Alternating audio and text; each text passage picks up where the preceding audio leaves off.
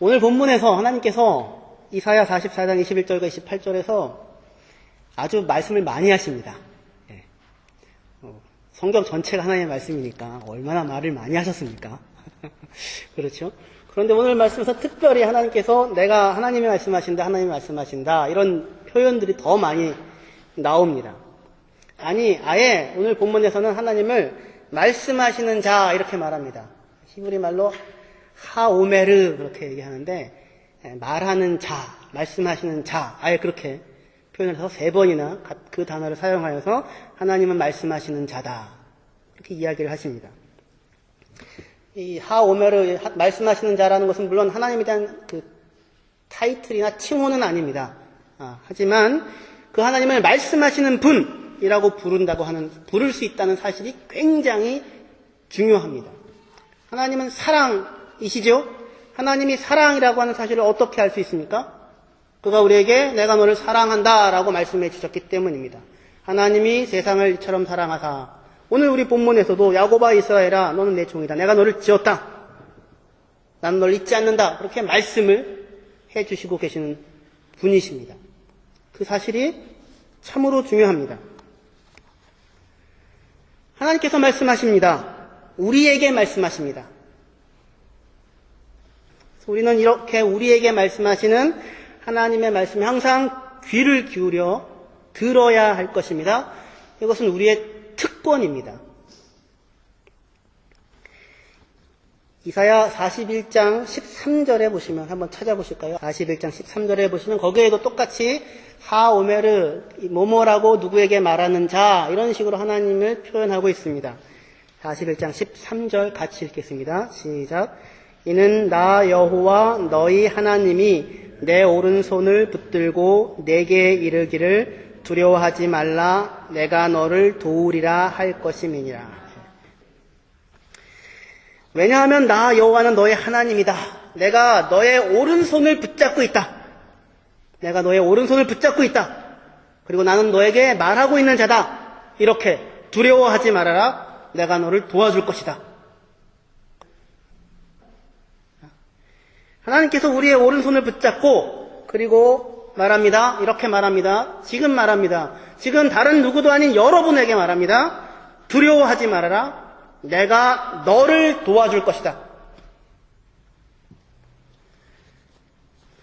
이 말씀을 이렇게 우리에게 말씀하시는 하나님의 말씀을 듣고 사셔야 하고 매일같이 듣고 사셔야 하고 매 순간 듣고 살아야 하는 것입니다. 다른 사람의 말이 아니라 하나님의 말이 들려져야 하고 한순간이 아니라 오늘 이 시간만이 아니라 매 순간이 들려져야 하고 하나님의 그 말이 여러분들의 생각과 마음과 발걸음을 지배해야 하는 것입니다. 미나랑 그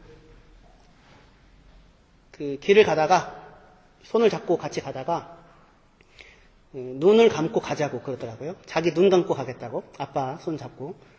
그래서 처음에 조금 그렇게 갔는데 재미가 없나 봐요. 그래서 아빠 이번에는 내가 눈 뜨고 갈 테니까 아빠가 눈 감아봐. 갑자기 이렇게 얘기를 하니까 또 딸이 하자는데 또 안 할 수 없어서 그래 하자. 그래서 제가 눈을 감았습니다. 미나가 이제 제 손을 잡고 갑니다. 무섭더라고요. 지나가는데 이 그림자가 눈 이렇게 위로 이렇게 지나가는 느낌이 나잖아요. 눈 감고 가게 되면. 그러니까 뭐가 나에게 와서 부딪힐 것 같은 그런 생각이 자꾸 드는 겁니다. 그래서 한 10걸음도 못 가서 새 눈을 이렇게 떠가지고 앞을 보니까 아무것도 없는 거예요. 괜찮다. 그런데도 또 이렇게 미나의 손을 잡고 가는데 불안한 겁니다. 그래서 야 미나야 됐다. 이제 아빠가 눈 뜨고 널 데리고 갈게. 그래서 아빠가 오른손으로 미나를 잡고 미나야 눈 감아. 이제 바꿔서 가는 거예요. 두려워하고 무서워할 게 하나도 없죠. 그러면 내가 무서웠던 경험이 있으니까 제가 끊임없이 말을 하는 겁니다. 미나야 걱정하지 마. 앞에 아무것도 없어. 앞에 아무것도 없어. 뒤에도 없어. 저기 앞에 뭐가 오는데 강아지인데 앞에 지나가고 있어. 괜찮아 걱정하지 마. 10발짝 앞에도 아무것도 없어. 끊임없이 말을 제가 해줬습니다. 그리고 미나가 이제 다시 바꾸재요. 바꿨습니다. 눈을 감았습니다. 미나가 말을 해주고 가는데 미나야 말 좀 해줘. 말 좀 해줘. 쉬지 말고 말해. 쉬지 말고. 앞에 뭐 있는지 없는지. 그러니까 미나가 말을 하는데 하여튼 엉뚱한 얘기를 하는 겁니다. 하지만 어쨌든 말을 계속해서 하고 있는 거예요. 아빠 앞에 없어. 괜찮아. 걱정하지 마. 아빠 앞에 없어. 괜찮아. 걱정하지 마. 얘가 잘 말을 안 해주니까 제가 계속 물어보는 겁니다. 미나야 앞에 없어? 미나 앞에 없어? 아빠 앞에 없어. 근데 그 경험이 굉장히 특별한 체험이었습니다. 비록 우리가 눈을 감고서 이 땅을 살아가는 사람들은 아니지만 우리 귀에 하나님의 말씀이 들려지지 않을 때, 우리가 하나님의 말씀을 듣고 살지 못할 때 우리 귀만 다칠 뿐만 아니라 우리 눈도 다치게 됩니다. 이스라엘 사람들을 향하여 하나님께서 이 소경이고 귀머거리인 자여라고 부르는 것입니다. 근데 하나님께서 눈도 멀어서 귀도 막힌 이스라엘 사람들을 향하여 와서 오른손을 붙잡고 그들의 오른손을 붙잡아주고 말하는 것입니다. 두려워하지 말아라. 두려워하지 말아라. 내가 너를 도와줄 것이다. 한 번만 말하지 않고 말하고 또 말하고 또 말합니다. 40장부터 44장까지 끊임없이 두려워하지 말라고 말합니다. 네가 물 가운데로 지나도 불 가운데로 지나도 침몰하지 못할 것이고 태우지 못할 것이다. 내가 너를 도울 것이다. 내가 너와 함께 할 것이다. 그렇게 하나님께서 말씀을 하십니다. 끊임없이 우리의 오른손을 붙잡고 옆에서 말씀해 주시는 하나님, 그분의 음성을 듣고 살아야 합니다. 뭐라고 말씀하십니까? 다시 한번 들어봅시다. 41장 금방 읽었더니요. 13절, 14절 13절, 14절 같이 읽겠습니다. 다시요. 시작. 이는 나 여호와 너희 하나님이 내 오른손을 붙들고 내게 이르기를 두려워하지 말라 내가 너를 도우리라 할 것임이니라. 버러지 같은 너 야곱아 너희 이스라엘 사람들아 두려워하지 말라 나 여호와가 말하노니 내가 너를 도울 것이라. 내 구속자는 이스라엘의 거룩한 이인이라. 아멘. 그렇게 해요. 지금 이렇게 눈도 감기고 귀도 잘 안 들려서 하나님의 말씀 떠나서 범죄자 지금 포로 가운데 사실은 끌려가 있는 상황인데 오셔서 오른손을 붙잡고 반복하여서 말씀을 해주시는 것입니다. 두려워하지 말아라. 내가 너를 도울 것이다. 두려워하지 말아라. 내가 너를 도울 것이다. 도와준다 하고 계속해서 말씀을 하십니다. 능력 있는 돕는 자 하나님께서 우리를 도와주시겠다고 하는 말씀입니다. 아자르, 에제르, 돕는 자라는 말인데요. 어린아이가 아빠를 도와주는 것이 아니라 미나가 제 손을 붙잡고 저를 이끌어가는 것이 아니라 아빠인 제가 미나 손을 붙잡고 있는 것이죠. 내가 너를 도와주리라. 아이가 아빠를 도와주는 그런 도움이 아니라 아빠가 어린아이를 도와주는 것 같은 그런 도움입니다. 아빠가 도와줄게. 해봐. 아빠가 붙잡아줄게. 걸어가봐. 하는 것입니다. 넘어질 수 있겠죠? 아빠가 다시 붙잡고 아빠가 도와줄게. 해봐. 지금 그렇게 말씀을 하시는 것입니다. 훨씬 능력 있는 사람이, 훨씬 앞에 무엇이 있는 것을 다 보고 있는 사람이 그를 격려하고 북돋아 주어서 일으켜주고 그리하여 그 원하는 훨씬 능력 있는 사람이 꿈꾸고 소망하는 그 일을 그 사람이 마침내, 그 아이가 마침내 해낼 때까지 그를 기다려주고 붙잡아주는 그 도움, 내가 너를 도와주리라. 그렇게 하나님께서 하나님의 자녀들인 우리를 향하여서 말씀을 하는 것입니다. 하나님께서 우리를 도와주신다고 말씀하십니다. 이 돕는다는 말은 그 아내가 남편을 돕는다라고 할 때도 사용되는 말입니다. 아내는 남자의 뭐예요? 돕는 배필입니다. 능력 있는 돕는 자, 아내는 능력 있는 돕는 자입니다. 그 앞에 서 있는 능력 있는 도움입니다. 어린아이가 아빠를 돕는 것 같이 아내가 남편을 도와주는 것이 아니라 하나님이 사람을 도와주는 것 같이 아내가 남편을 도와주는 것입니다. 굉장한 일이죠. 남자는 하나밖에 안 보이고 여자는 여러 가지가 보입니다. 그래서 하나님께서 사람을 돕는 것 같이 도와 그가 해야 하는 일들을 성취하기까지 곁에서 지켜주는 그 일을 누가 해줄 수 있어요? 아내가 해줄 수 있는 것입니다. 아내가. 여자분들. 나는 왜 남편 뒷바라지만 하고 살아. 그게 아니고 하나님이 우리를 도와주시는 것과 같은 그 큰 넉넉한 힘과 지혜와 능력으로 아내가 남편을 도와 어떠한 일을 하게끔 해주는 것입니다. 굉장히 큰 특권으로 불러주고 있습니다. 그렇게 하나님께서 저와 여러분들 우리를 도와주시겠다고 말씀하십니다.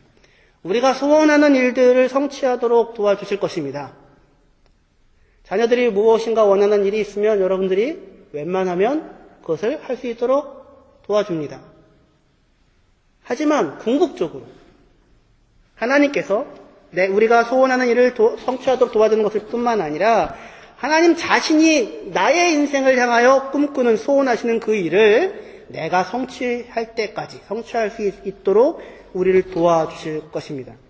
우리 곁에서 우리의 오른손을 잡고 끊임없이 하나님께서 말씀을 하십니다.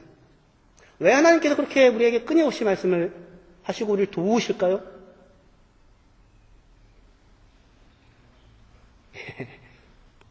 그렇습니다.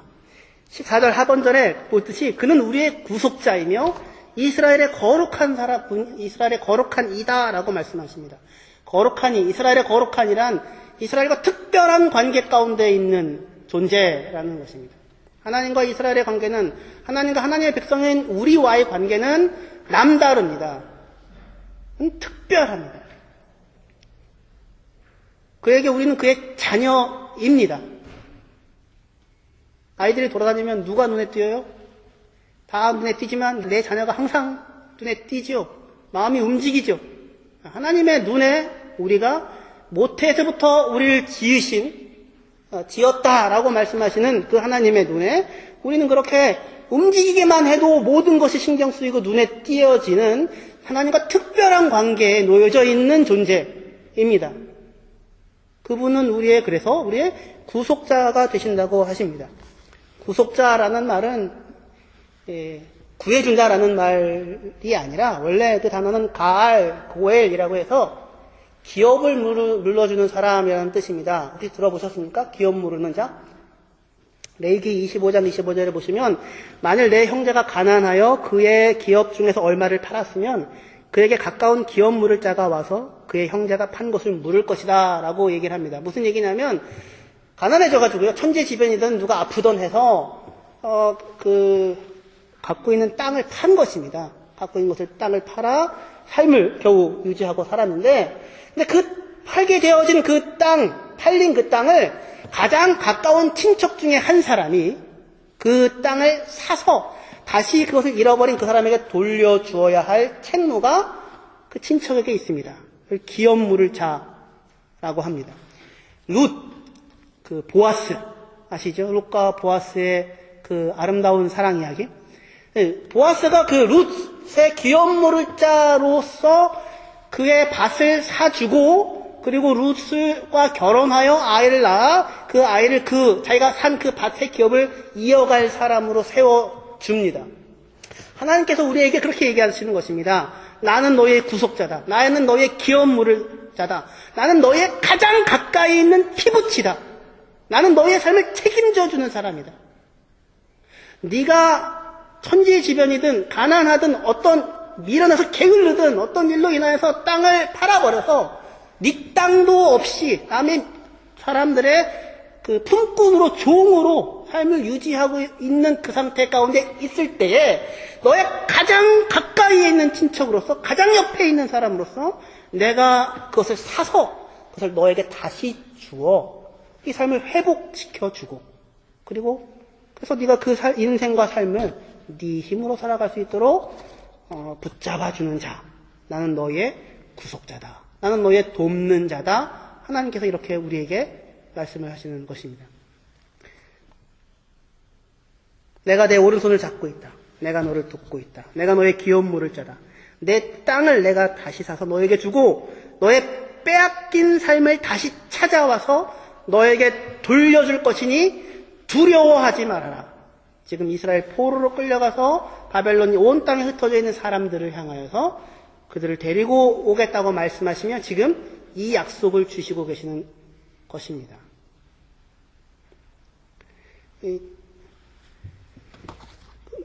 눈에 넣어도 아프지 않게 예쁜 자식들을 향하여서만 말씀하고 계시는 것이 아니라 땅도 잃어버리고 자기 땅도 놓쳐버리고 종이 되어 하루하루 하나님의 자녀다운 영광으로 살지 못하고 자유인으로 살지 못하고 팔려서 하루하루 살기가 급급한 자기 삶을 잃어버린 그 사람들을 향하여서 그들에게 하나님이 찾아가 오른손을 붙잡고 너는 두려워하지 말아라. 내가 너를 도와줄 것이다. 내가 너에게 다시 땅을 회복시켜주고 너에게 다시 삶을 회복시켜주고 내가 너를 돕는 자가 되어주겠다. 그렇게 지금 말씀을 하시는 것입니다. 하나님은 이렇게 오늘 본문에서 보듯이 말씀하시는 하나님이시고 끊임없이 우리에게 말씀하시며 그리고 그 말씀하시는 것을 반드시 성취하시고 이루시는 하나님이십니다. 그 하나님을 이사야는 44장에서 우상들과 아주 다른 분이다 대조하고 있습니다. 하나님은 우상과 다르다. 우상과 다른 점이 무엇인가? 그분은 말씀하시는 하나님이시다라고 하는 그런 사실입니다. 이사야 44장 17절부터 보시겠습니다. 17절부터 21절입니다. 제가 읽겠습니다. 그 나머지로 신상 곧 자기의 우상을 만들고 그 앞에 엎드려 경배하며 그에게 기도하여 이르기를 너는 나의 신이니 나를 구원하라 하는도다. 그들이 알지도 못하고 깨닫지도 못함은 그들의 눈이 가려서 보지 못하며 그들의 마음이 어두워져서 깨닫지 못함이니라. 마음에 생각도 없고 지식도 없고 총명도 없으므로 내가 그것의 절반을 불사르고 또한 그 숯불 위에서 떡도 굽고 고기도 구워 먹었거늘 내가 어찌 그 나머지로 가증한 물건을 만들겠으며 내가 어찌 그 나무 토막 앞에 굴복하리요 말하지 아니하니 그는 죄를 먹고 허탄한 마음에 미혹되어 자기의 영혼을 구원하지 못하며 나의 오른손에 거짓 것이 있지 아니하냐 하지도 못하느니라. 이렇게 지금 이야기를 합니다. 무슨 얘기냐면 이스라엘아 두려워하지 말아라. 내가 너를 낳았다. 내가 너를 붙잡고 내가 너를 돕겠다. 내가 너의 오른손으로 너를 붙잡고 돕겠다라고 얘기하시는 악과 뒤에다가 우상은 그와 완전히 다르다라고 하는 것을 집어넣어서 하나님이 어떠하신 분이신지를 보여주려고 하는 것입니다. 우상을 나무로 만듭니다. 근데 나무로 만드는데 반은 나무를 땔감으로 잘라가지고는 그것을 불을 붙여서 고기를 구워 먹고 그리고 남은 나무로는 깎아가지고는 우상을 만들어서 너는 나의 신이 나를 구원하십시오. 이렇게 절을 하고 있는 아주 황당한 일을 하고 있습니다. 우상의 가장 큰 문제는 뭐냐면 우상은 말을 하지 못한다는 것입니다. 말은 누가 합니까? 우상을 만든 그 사람이 말합니다. 그 인간이. 자기가 그걸로 그 나무로 술 만들어서 고기도 구워 먹고 그걸로 신을 만들어 놓고 그리고 너는 나를 구원하라라고 자기가 이야기하고 있는데 우상은 아무런 말도 해줄 수가 없는 것입니다. 그렇게 말하고 있는 그 사람 너는 어찌 그렇게 지혜도 없고 총명도 없고 마음도 어두워져서 눈도 가려지고 깨닫지도 못하고 보지 못하는 야 이 답답한 사람들아 라고 하나님께서는 얘기하시는데 우상은 그것에 대하여 어떠한 말도 해주지 못하는 것입니다. 들려지는 말은 나오는 말은 모두 오직 어디에서 나와요? 그것을 만들고 있는 자기 자신만이 말을 하고 있습니다. 그것이 비극입니다. 그리하여 그 결과는 허탄한 마음에 미혹되어 자기 영혼을 구원하지 못하고 내가 오른손에 붙들고 있는 그 우상이 거짓 것이다, 헛된 것이다 라고 하는 것을 깨닫지 못하고 그것을 붙잡고 있는 것입니다. 이게 우리 인생의 모습입니다.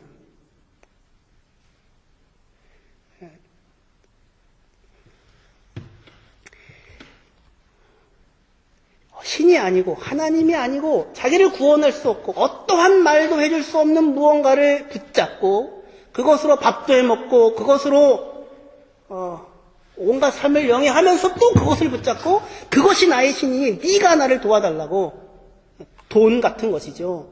자기의 재능 같은 것이죠. 자기의 건강 같은 것이죠. 자기의 자녀들 같은 것이죠. 자기의 사업장 같은 것이죠. 일상을 살면서 또 그것을 붙잡고 그것에게 대하여 너는 나를 구원하라고 이야기를 자기가 말을 하는데 그것은 아무 말도 이 사람에게 들려줄 수가 없는 것입니다. 죄를 먹고 허탄한 마음에 미혹되어 자기 영혼을 구원하지 못하면서 나의 오른손에 거짓 것이 들려있다라는 사실을 깨닫지 못합니다. 근데 하나님께서 말씀하십니다. 내가 너의 오른손을 붙잡고 내가 너에게 말한다. 두려워하지 말아라. 내가 너를 도와줄 것이다. 이 소리를 들으셔야 하는 것입니다. 이렇게 말씀하시는 하나님을. 그래서 우리는 이 마지막으로 이것과 똑같은 동일한 말씀을 해주시고 있는 것을 신약 성경에서 발견하게 됩니다. 야고보서 1장 9절부터 보시겠습니다. 야고보서 1장 9절입니다.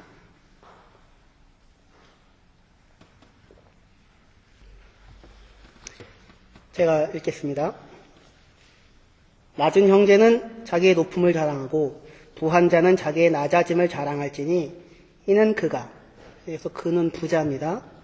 부자라도 풀의 꽃과 같이 지나감이라.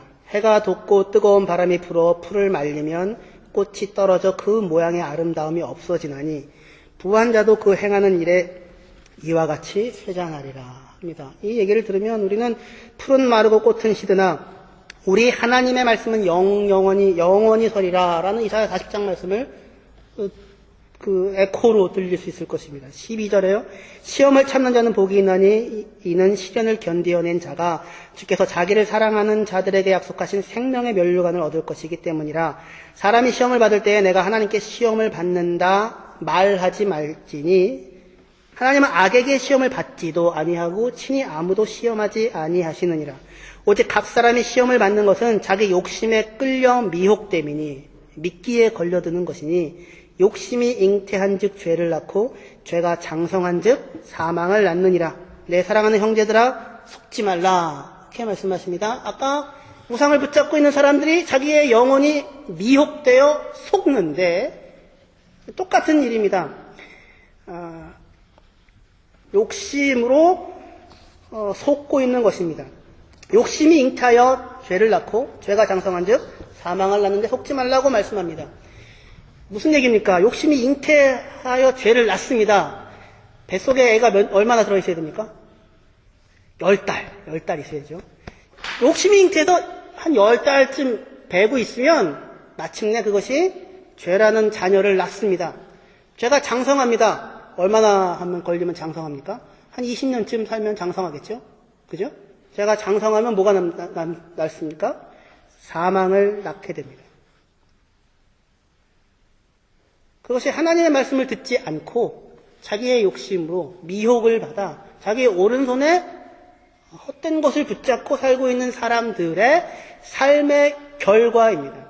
욕심은 한 10달쯤 계속해서 그것을 품고 있으면 자녀를 낳을 것이고 죄라는 자녀를 낳을 것이고 그 자녀가 한 20년쯤 똑같이 반복해서 그 상황 가운데 있게 되면 인생의 파멸이라고 하는 사망을 낳고야 말 것입니다. 그런데 17절부터요. 17절, 18절은 같이 읽도록 하겠습니다. 시작. 온갖 좋은 은사와 온전한 선물이 다 위로부터 빛들의 아버지께로부터 내려오나니 그는 변함도 없으시고 회전하는 그림자도 없으시니라. 그가 그 피조물 중에 우리로 한 첫 열매가 되게 하시려고 자기의 뜻을 따라 진리의 말씀으로 우리를 낳으셨느니라. 이렇게 말합니다. 욕심이 잉태할 죄를 낳고 죄가 장성하여 사망이라는 것을 낳는데 그것만 낳는 일을 하는 것이 아니라 하나님도 찾아오셔서 낳는 일을 하십니다. 그렇죠? 온갖 좋은 은사와 온전한 선물은 전부 다 하나님에게서 옵니다. 하나님에게서는 그것만 옵니다. 하나님에게서는 회전하는 그림자도 없으신 하나님. 무슨 얘기예요? 자기 자신이 빛이에요. 그 자신이 빛이기 때문에 그림자가 없는 거예요. 다른 게 비치면 그게 돌면 그림자가 생기죠. 빛도 있고 어둠도 있겠죠. 하나님 회전하는 그림자도 없어요. 그 자신이 빛이라고요. 그 자신이 비친 인간이 있어요? 그 자신이 비친 인간은 없죠. 하나님만이 그렇다. 하나님 자신이 빛이고 빛이 나와요. 하나님에게서 나오는 것들은 모두 다 좋은 은사이고 온전한 선물들입니다. 그런 그가 우리에 대하여, 피조물들인 우리에 대하여, 자기 아들인 우리에 대하여 우리를 하나님이 소망하시는 한 첫 열매가 되게 하시려고 자기의 기쁘신 뜻을 따라 진리의 말씀으로 우리를 낳습니다. 낳는다는 얘기는 뭐예요? 그러니까 우리를 잉태하신다는 거죠. 우리를 베고 한 10달쯤이 아니라 사실은 2000년을 베고 계셨죠. 예수께서 오셨고 십자가에 죽고 부활하시는 것으로 우리가 첫 열매가 될 수 있는 일이 벌어졌습니다. 그 오랜 시간의 잉태 끝에, 상고 끝에 자녀를 낳고 그리고 우리를 지금 기르고 계시는 것입니다. 무엇으로요? 진리의 말씀으로. 진리의 말씀으로 우리를 낳으셨느니라. 우리는 우리에게 두 가지 삶이 있는 것입니다. 욕심이 잉태하여서 죄를 낳고 죄가 20년쯤 지나서 장사하여 사망을 낳는 삶을 살 것인가? 오른손에 말하지 못하는, 내게 아무 말도 하지 않는, 내 소원을 이루어 달라고만 이야기하는 그러한 것들을 붙잡고 인생을 살 것인가? 그렇지 않고 오른손을 붙잡고 내게 찾아오셔서 진리의 말씀으로 우리를 낳으시는 그 하나님의 말씀을 마음에 품고 그리고 그 말씀이 첫 열매 맺게 하는 삶을 살 것인가 하는 것입니다. 21절에 야고보서 1장 21절 같이 읽겠습니다. 시작. 그러므로 모든 더러운 것과 넘치는 악을 내버리고 너희 영혼을 능히 구원할 바 마음에 심어진 말씀을 온유함으로 받으라. 진리의 말씀으로 우리를 낳으신 하나님은 우리의 마음에 당신의 말씀을 심으십니다. 식물을 심듯이 심으십니다. 뿌리가 내려지고 그리고 자라서 마침내 열매를 맺게 될 것입니다. 하나님께서 우리에게 들려주시는 진리의 말씀이라고 하는 것은, 우리를 낳으시는 진리의 말씀이라고 하는 것은, 내가 마침내 이루리라 라고 얘기하는 그 진리의 말씀이라고 하는 것은 무슨 크고 비밀한 어떤 그런 신비스러운 내용을 우리에게 전달해 주어서 이 놀라운 그 영적인 지식을 알아서 열매가 맺혀진다는 그런 뜻이 아니라, 참되신 말씀, 진실한 말씀, 약속하는 자의 말씀, 내가 너를 도와주리라 약속하는 자의 말씀, 예루살렘은 중건되리라 약속하는 자의 말씀, 그리고 그 약속한 것을 마침내 마지막까지 끝까지 신실하게 지켜내는 자의 말씀, 진실하신 자의 말씀입니다. 그 말씀으로 하나님께서는 우리를 낳으셨고 그 말씀으로 우리를 지금 낳고 계시는 것입니다. 할렐루야. 이 말씀이 여러분들의 마음 가운데, 여러분의 인생 가운데, 여러분의 심령 가운데 항상 울려 퍼지게 하여 주셔야 합니다. 두려워하지 말아라. 내가 너를 도와줄 것이다. 두려워하지 말아라. 내가 너를 도와줄 것이다. 그렇게 말씀하시는 음성을 항상 들으시는 여러분이 되시기를 주님의 이름으로 축원합니다.